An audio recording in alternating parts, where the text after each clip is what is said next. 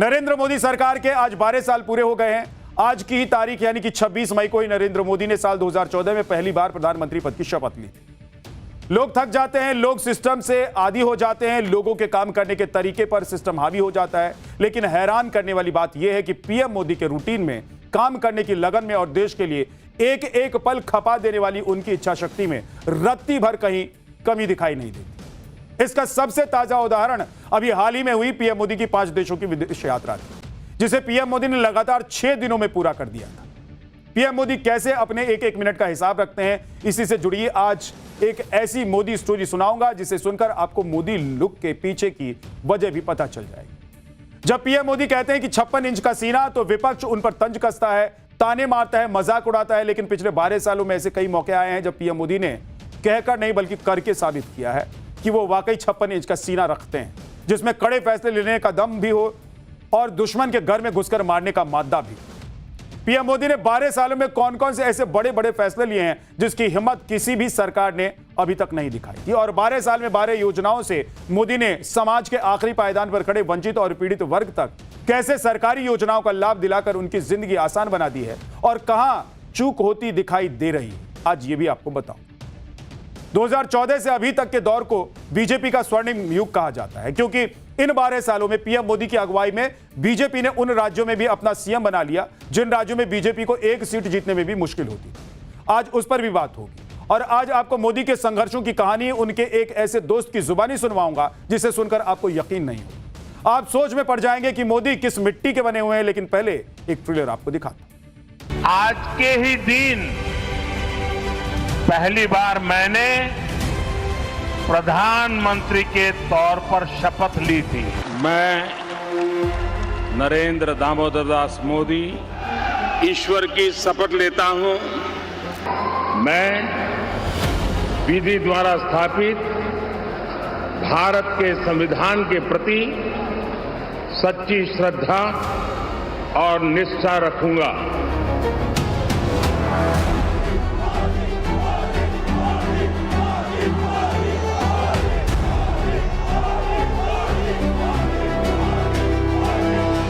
इन वर्षों में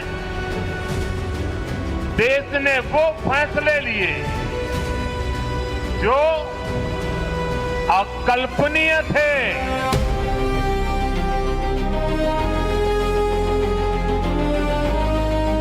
आज हम 140 करोड़ भारतीय मिलकर अपने देश को विकसित भारत बनाने के लिए जी जान से जुटे हैं।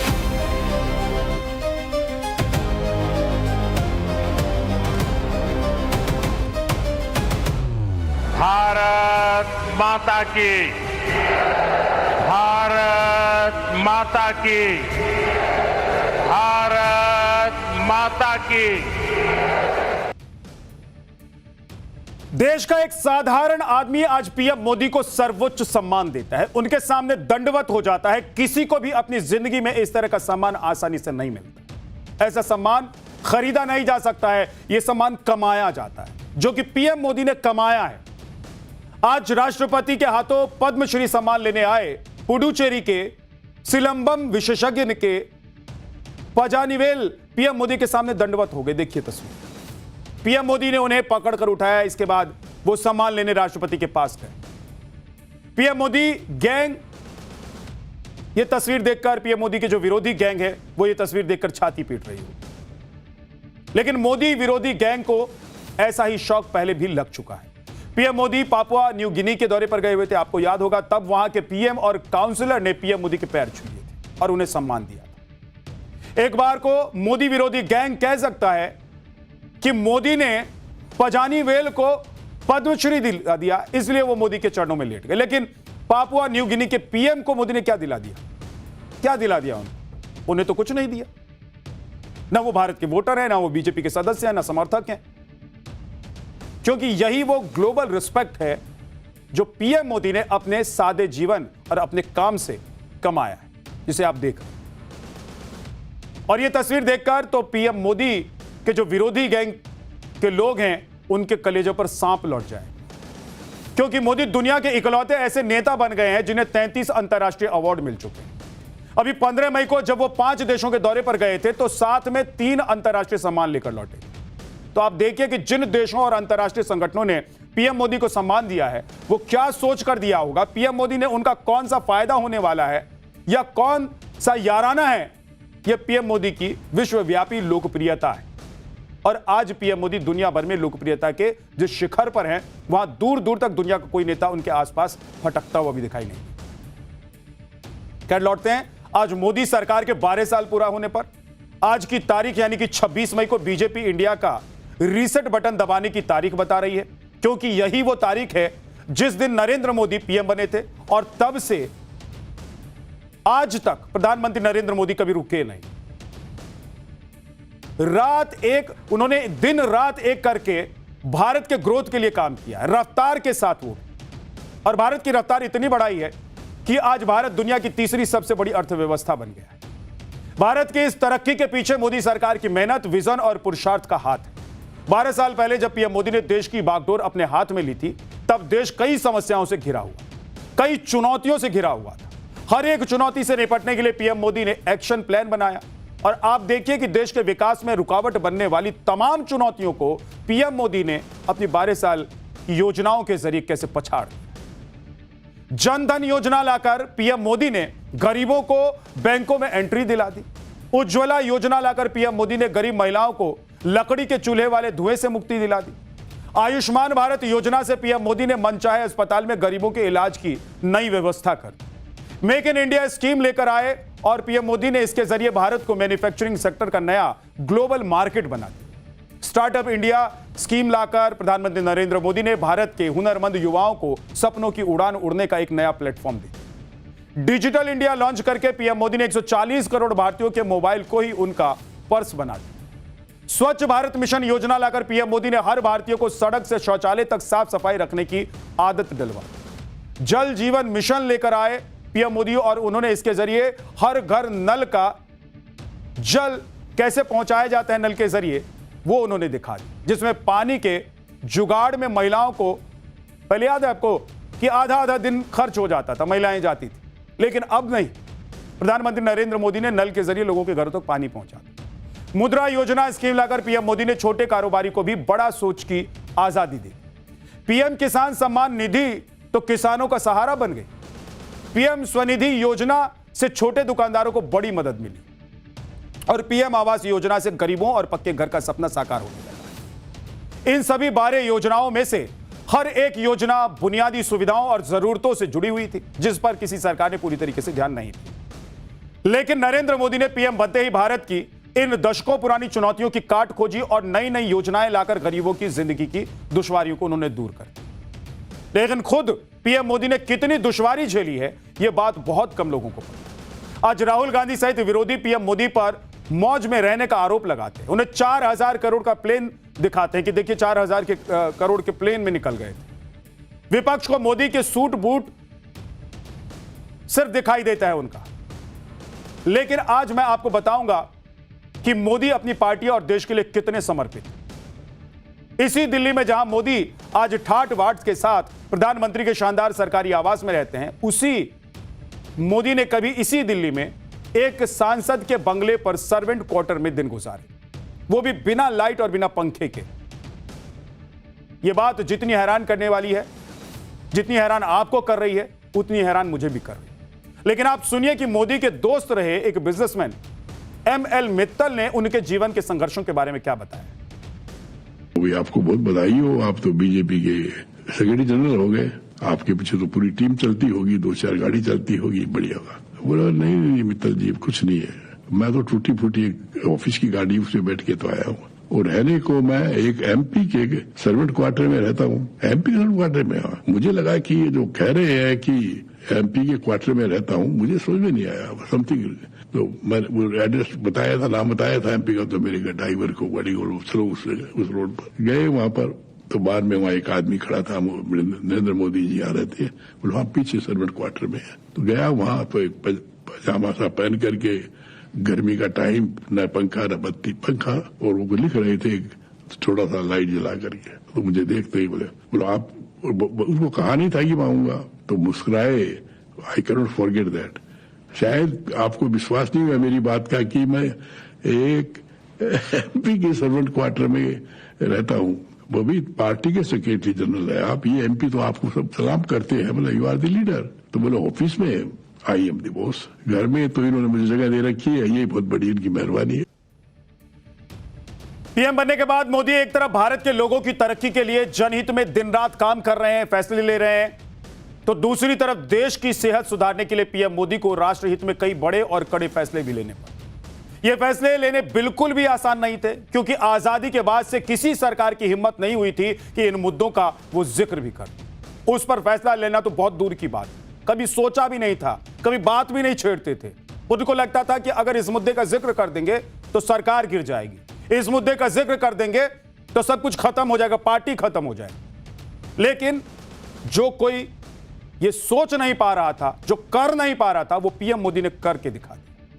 मोदी ने ना सिर्फ राष्ट्रहित सर्वोपरि रखा और उसके लिए उन्हें जो भी फैसला लेना पड़ा उन्होंने लिया।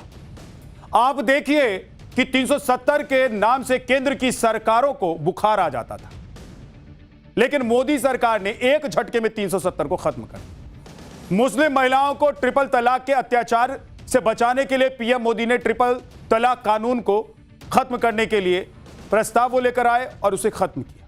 जब देश की आर्थिक सेहत को नकली नोट छापकर जबरदस्त नुकसान पहुंचाया जा रहा था, तब पीएम मोदी नोटबंदी का फैसला लेकर आए और देश को उन्होंने बचा लिया। जीएसटी का फैसला पीएम मोदी ने एक देश एक टैक्स की थीम पर चलते हुए जीएसटी नाम का नया टैक्स सिस्टम लागू कर दिया।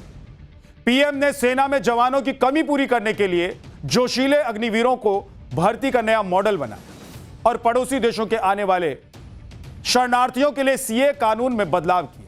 मोदी सरकार में जब जब देश पर आतंकी हमले हुए, तब तब आतंकी अड्डों पर भारत ने कहर बरपाया है। भारत ने न सिर्फ सरहदों की फिक्र की, न युद्ध का डर सताया और आत्मरक्षा और भारत के स्वाभिमान की रक्षा के लिए पाकिस्तान में घुसकर भारत ने आतंकियों की कब्र खोली। पुलवामा से पहलगाम तक हर हमले के बाद भारत ने एयर स्ट्राइक से लेकर ऑपरेशन सिंदूर तक चला। यह है मोदी की ताकत और यह मोदी ने वो सब कर दिया जो पहले कोई सोच भी नहीं था। प्रधानमंत्री नरेंद्र मोदी की योजनाओं से गरीबों को इसलिए सचमुच फायदा होता है क्योंकि गरीबी, तंगहाली और रोजमर्रा की मुसीबतों को पीएम मोदी ने खुद झेला हुआ है। जो आदमी खुद निकल कर आता है ना जमीन से, गरीबी से, लाचारी से, भूखमरी से, परेशानी से, जिसको अच्छा स्कूल नहीं मिलता है, उसको सब पता होता है, क्योंकि वो चांदी के चम्मच अपने मुंह में लेकर पैदा नहीं होता, वो एसी वाले स्कूल में नहीं गया होता है, उसे घर से बाहर जब वो निकलता है तो एसी वाली गाड़ी इंतजार नहीं कर रही होती। इसलिए प्रधानमंत्री नरेंद्र मोदी को सब पता है। इसीलिए कहते हैं ना लोग कि जमीनी आदमी सब समझते हैं। आज देश का प्रधानमंत्री होने के नाते पीएम मोदी को शानदार सरकारी बंगले में रहना पड़ता है, करोड़ों की गाड़ियों और हवाई जहाज से वो यात्रा भी करते हैं। लेकिन अगर पीएम मोदी को ये प्रोटोकॉल निभाने की बंदिश नहीं होती तो पीएम मोदी इसी दिल्ली में अपनी जीवन कैसे जी रहे होते। इसका एक और उदाहरण आपको बताते हैं। पीएम मोदी के दोस्त एमएल मित्तल साहब ने बताया कि एक बार पीएम मोदी आरएसएस के 4-5 कार्यसेवकों के साथ त्रिनिदाद और टोबैगो के दौरे पर गए और मित्तल साहब के घर पर ही रुके हुए। वहां पर मोदी का रहन सहन और कार सेवा देखकर मित्तल साहब भी हैरान रह गए। सुनिए सर। टोबैगो में हम साथ में थे, हमारे ही मकान में वो ठहरे हुए थे, तो 4-5 आरएसएस के थे, वो भी थे।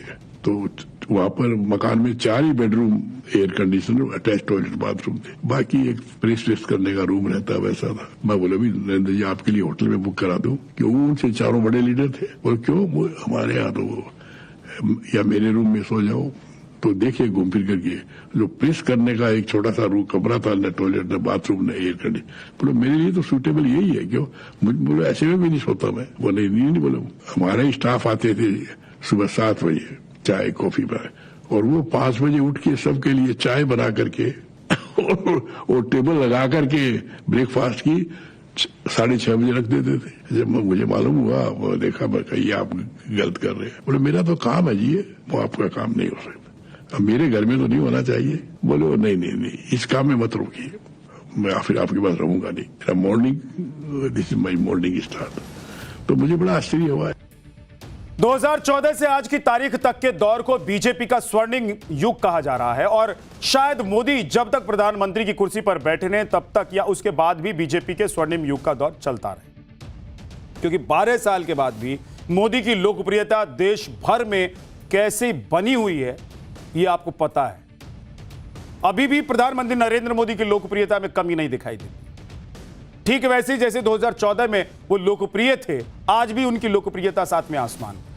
जैसे जैसे मोदी की उम्र बढ़ रही है वैसे वैसे उनके चाहने वालों की तादाद भी बढ़ती जा रही है। मोदी मैजिक का जलवा अभी भी कैसे बरकरार है। आप देखिए कि बंगाल में वो हो गया जो मोदी से पहले वाली बीजेपी कभी कर नहीं पाई थी, सोच नहीं पाई। बंगाल में बीजेपी का पहला सीएम बन गया है। आप देखिए कि बिहार में जिस नीतीश कुमार के बारे में कहा जाता था कि वो कुर्सी पर बने रहने के लिए वो पाला बदलने से नहीं हिचकते हैं, और उन्होंने बार बार ऐसा करके भी दिखाया था, कभी लालू के साथ तो कभी मोदी के साथ, कभी लालू से नाराज तो कभी मोदी से नाराज। लेकिन बिहार में नीतीश कुमार के सीएम की गद्दी छोड़ने को मोदी मैजिक ही बताया जा रहा है, जिसके बाद बिहार में बीजेपी का पहला सीएम बन गया है और ओडिशा में भी बीजेपी का पहला मुख्यमंत्री बना है। यह सब कुछ मोदी की मेहनत और वक्त के सही इस्तेमाल की वजह से हुआ है। मोदी एक एक मिनट का हिसाब रखते हैं बॉस। उनकी पार्टी 12 महीने चुनाव के मिशन में जुटी रहे, और आप देखिए कि मोदी कैसे अपना एक एक मिनट देश के लिए खपा देना चाहते। मोदी ने अंग्रेजों के समय का लाल बत्ती वाला क्लब बंद करने का फैसला ले लिया है। जिमखाना क्लब, आप जानते होंगे, जिमखाना क्लब केस में मोदी पीछे नहीं हटेंगे। क्लब कल्चर का ये जो स्पेशल चैप्टर है आज आपको दिखाने वाला। दिल्ली के बीचों बीच लुटियंस के इलाके में 27.3 एकड़ पर बना हुआ है ये दिल्ली जिमखाना क्लब, इसका नाम है, बहुत फेमस है। कभी आप दिल्ली आए होंगे और नहीं भी आए होंगे तो आपने सुना होगा इस क्लब के बारे में, जो कि ब्रिटिश राज में अंग्रेज अफसरों के शौक पूरे करने के लिए बनाया गया था। लेकिन आजादी के बाद इसे सत्ता और रसूखदार लोगों का पावर सेंटर कहा जाने लगा। आपको जानकर हैरानी होगी कि इस क्लब का मेंबर बनने के लिए 30 से 40 साल की लंबी वेटिंग चलती है। 30 से 40 साल की वेटिंग चलती है। दावा तो यह है कि इस क्लब में सदस्यता के लिए एलीट घर में बच्चों के जन्म के साथ मेंबरशिप अप्लाई करने पर 30 साल बाद नंबर आता है। और इस क्लब का मेंबर बनने के लिए सिर्फ पैसा नहीं बल्कि आपका सरनेम, नेटवर्क और सोशल सर्कल भी देखा जाता है। बहुत से लोग मजाक में कहते हैं कि आईएएस बनना आसान है, लेकिन दिल्ली जिमखाना क्लब का मेंबर बनना मुश्किल है। अब सवाल यह है कि जब यह क्लब इतना अहम है तो केंद्र सरकार इसे खाली क्यों करवाना चाहती है। आज क्लब के लोग केंद्र सरकार के आदेश के खिलाफ दिल्ली हाईकोर्ट पहुंचे, लेकिन वहां पर भी कोई बड़ी राहत उन्हें नहीं मिली। दिल्ली जिमखाना क्लब को लेकर सरकार की तरफ से 2 दलीलें दी गई हैं। पहली, प्रधानमंत्री निवास और आसपास के इलाके में मौजूद रक्षा संस्थानों की सुरक्षा, और दूसरी, इस क्लब के रिकॉर्ड्स में गड़बड़ी के गंभीर आरोप। इसके बारे में आगे आपको बताने वाला हूं, लेकिन उससे पहले क्लब खाली करने का पूरा विवाद समझिए। 22 मई को केंद्र सरकार की तरफ से दिल्ली जिमखाना क्लब को एक नोटिस मिला। इस नोटिस में 5 जून तक क्लब कैंपस को खाली करने का आदेश लिखा हुआ था। इस नोटिस को आवास और शहरी कार्य मंत्रालय की तरफ से आने वाला LNDO यानी कि लैंड एंड डेवलपमेंट ऑफिस की तरफ से भेजा गया। इसके मुताबिक यह जमीन मूल रूप से तत्कालीन imperial Delhi Gymkhana club limited को सामाजिक और खेल क्लब चलाने के लिए लीज पर दी गई। अब भारत की राष्ट्रपति ने लीज डीड के तहत क्लब की लीज खत्म करने और परिसर को तत्काल वापस लेने का आदेश दिया है। इसके पीछे सरकार ने तर्क दिया है, यह जगह प्रधानमंत्री आवास की सुरक्षा और रक्षा इंफ्रास्ट्रक्चर को सुरक्षित करने के लिए जरूरी है। इस आदेश के बाद दिल्ली जिमखाना क्लब ने दिल्ली हाईकोर्ट में अपील की, जहां क्लब को राहत नहीं मिली। हालांकि हाईकोर्ट ने केंद्र सरकार के इस पर जवाब मांगा है। आज सुनवाई के दौरान केंद्र सरकार की तरफ से कहा गया कि 5 जून को क्लब की जमीन का जबरन कब्जा नहीं लेगी। हम लोग अपनी कॉलोनियल लेगेसी को हटाकर, इंपीरियल लेगेसी को हटाकर वहां पर आत्मनिर्भर भारत के आइकॉन्स को स्थापित कर रहे हैं। अब तो पुरानी पार्लियामेंट के बदले नई पार्लियामेंट बिल्डिंग भी बन चुकी है। हाँ, कुछ लोग ऐसे हैं जो यहाँ के मेंबर्स हैं, एलीट लोग हैं, जिनको बड़ी परेशानी हो रही है, पर यह बहुत बड़ा सर्जिकल स्ट्राइक है वीवीआईपी मानसिकता और एलिटिज्म पर। दिल्ली जिमखाना क्लब को लेकर यह माहौल बनाया जा रहा है कि केंद्र सरकार ये क्या करवा रही है। अरे क्या कर रही है केंद्र सरकार? क्यों जिमखाना क्लब को बंद करवाने पर चली है? क्यों तुली हुई है जिमखाना क्लब को बंद करवाने पर? केंद्र इतनी जल्दी में क्यों है, वगैरह वगैरह तमाम बातें की जा रही। दरअसल हुआ यह है कि क्लब को नोटिस 22 मई को दिया गया था, जिसमें 5 जून तक का समय दिया गया है। और इस हिसाब से देखें तो दिल्ली जिमखाना के पास करीब 14 दिन का समय, 14 दिन का समय होने के बावजूद यह माहौल बनाया जा रहा है कि सब कुछ बहुत जल्दबाजी। 14 दिन का समय है ना जी, खाली कर दें। 14 दिन कम होता है, आधा महीना होता है। जिसकी जमीन है उसको सौंप दीजिए, लीज खत्म। लेकिन इस क्लब की 2016 से लेकर 2020 के दौरान कई जांच भी हुई है, जिसमें कई हैरान करने वाले खुलासे भी हुए। साल 2016 में दिल्ली जिमखाना क्लब के कुछ मेंबर्स की शिकायत पर MCA यानी कि मिनिस्ट्री ऑफ कॉर्पोरेट अफेयर ने जांच शुरू की। और दरअसल दिल्ली जिमखाना क्लब लिमिटेड एक गैर लाभकारी कंपनी के रूप में रजिस्टर्ड है। इसलिए कॉर्पोरेट अफेयर्स मंत्रालय की टीम ने क्लब के 2011 से लेकर 2019 तक के कई साल के रिकॉर्ड्स की जांच की। इसमें क्लब के पब्लिक डिपॉजिट में 50 करोड़ रुपए की वित्तीय गड़बड़ी के आरोप लगाए। इसके अलावा क्लब के निर्देशकों पर अवैध नियुक्तियों को लेकर करप्शन के आरोप भी लगाए। मार्च 2020 में सप्लीमेंट्री इंस्पेक्शन रिपोर्ट में मेंबरशिप फीस और काउंटिंग को लेकर गड़बड़ी के आरोप लगाए। इसके अलावा क्लब के अंदर निर्माण को लेकर कानूनी आदेशों के पालन न करने जैसे आरोप भी शामिल हैं। अप्रैल 2020 में MCA ने NCLT में एक याचिका दायर की थी, जिसमें क्लब की मैनेजमेंट हटाने और सरकारी नियंत्रण की मांग की गई। NCLT की सुनवाई के दौरान केंद्र सरकार ने क्लब पर आरोप लगाया कि वो अपने मूल उद्देश्य से भटक गया। सरकार की तरफ से कहा गया कि क्लब की गतिविधियां व्यायामशाला से मधुशाला में तब्दील होगी। और दिक्कत सिर्फ शायद मधुशाला से भी नहीं है, लेकिन यह जगह अब PM हाउस की सुरक्षा इंतजाम के लिए चाहिए तो दीजिए। इसमें इफ एंड बट नहीं चलेगा। और इसमें इफ एंड बट की जरूरत भी क्या है? क्लब के मैक्सिमम सदस्य बड़े बड़े करोड़पति घरों से आते हैं, तो जमीन लेकर कहीं भी क्लब बना सकते हैं। दिल्ली के बीचों बीच ही ऐसा क्लब क्यों चाहिए इनको, वो भी मामूली रेंट पर, सरकारी खजाने को चूना लगाकर। इस बारे में कांग्रेस के नेताओं को एक बार सुन लीजिए कि वो क्या कह रहे हैं। अच्छा है यार, ये तो एलीट क्लास के लोग हैं, इनके बारे में मुझे नहीं, गरीब आदमियों की बात करिए मुझसे। ये एलीट क्लास के लोग हैं, इनसे क्या होना है? जिमखाना से क्या हो रहा है? जिमखाना में क्या है? जिमखाना भाई ये एलीट क्लास लोगों के चोचले हैं, इसके अलावा कुछ है इसके अंदर? देखिए, ये भी दुर्भाग्यपूर्ण है कि आप एक इतनी पुरानी क्लब है और उसमें बहुत इम्पोर्टेंट लोग मेंबर्स हैं, लेकिन जिमखाना क्लब को ख़त्म करने के लिए तो अकेला यही काफ़ी है कि जिमखाना क्लब ने राहुल गांधी को अपना मेंबर बना लिया है। जिमखाना क्लब की कमेटी का इससे बड़ा दोष भला और क्या हो सकता है कि वो राहुल गांधी को उसका मेंबर बना ले और प्रधानमंत्री के करीबी लोगों को मेंबर ना बनाए। दिल्ली जिमखाना क्लब की कमाई भी है भाई। आपको इस क्लब की कमाई और किराए के बारे में बताता हूं, जिसे सुनकर आपका दिमाग हिल जाएगा। 1928 से 2023 तक करीब 95 वर्षों तक इस क्लब का किराया मात्र 409 रुपए 50 पैसे सालाना बताया गया। मात्र 409 रुपए 50 पैसे, जबकि लुटियंस दिल्ली के इलाके में 27 एकड़ की जमीन का बाजार रेट कम से कम 1000 करोड़ हो। दिसंबर 2023 में केंद्र सरकार के LNDO विभाग यानी कि लैंड एंड डेवलपमेंट ऑफिस ने यह किराया बढ़ाकर करीब 4 करोड़ सालाना कर दिया। इस किराए को 2018 से लागू किया गया, लेकिन क्लब ने यह बढ़ा हुआ किराया नहीं दिया। नहीं देंगे, जाओ जो करना कर लो। और अब तक क्लब पर जो बकाया किराया है वो 47 करोड़ 58 लाख रुपए हो चुका है। इसे लेकर LNDO ने दिल्ली जिमखाना क्लब को 3 नोटिस दिए।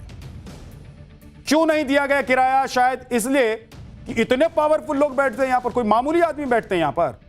आपको मालूम है ना, जो लोग वहां पर बैठते हैं उनको फर्क पड़ता है, कर लो जो करना है, उनको कोई फर्क नहीं पड़ता, ना कुछ बिगड़ने वाला है। ये मेंटेलिटी वाले लोग वहां पर बैठते हैं। सिस्टम में बैठे सो कॉल्ड जो क्रीमी लेयर है, ऐसे लोग। लेकिन ये लोग भूल गए हैं कि नरेंद्र मोदी की सरकार, इसने सारे वीवीआईपी कल्चर एक एक करके खत्म कर दिया। लाल बत्ती को उतरवा दिया, मंत्रियों के कार्यालय से चपरासी बेल हटवा दिया।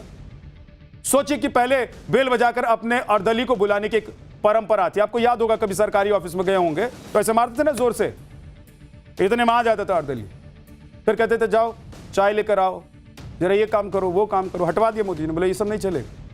मोदी सरकार ने ये सब बंद कर दिया, क्योंकि ये समाज के उस 4th ग्रेड या कहें कि आखिरी पायदान पर खड़े इंसान के सम्मान से सीधा जुड़ा हुआ मामला था। कोई अर्दली है तो क्या उसका सम्मान नहीं होता है? सबका सम्मान है। आपको बुलाना है, ऑफिस का काम है तो नाम लेकर बुलाइए, बोलिए फलाना आओ अंदर, घंटी बजाइए। गजब था। इतना ही नहीं, रेलवे और एयरपोर्ट पर फालतू के जो वीवीआईपी प्रोटोकॉल थे उसको भी खत्म कर दिया गया। इसे खत्म करो, सबको हटाइए। महिलाओं को, बुजुर्गों को सरकारी योजनाओं में प्राथमिकता दी गई, शौचालय बनवाकर उन्हें दे दिया गया। देश की लाखों करोड़ों महिलाओं का इज्जत घर उनको मिल गया। जब कोई प्रधानमंत्री इस लेवल पर जाकर सोचता हो तो वो सो कॉल्ड लाल बत्ती क्लब वालों के सामने झुक जाएंगे। आप सोचिए, और मोदी जी झुक जाएंगे? कदापि नहीं। अब आप जिमखाना क्लब की कमाई भी जान लीजिए।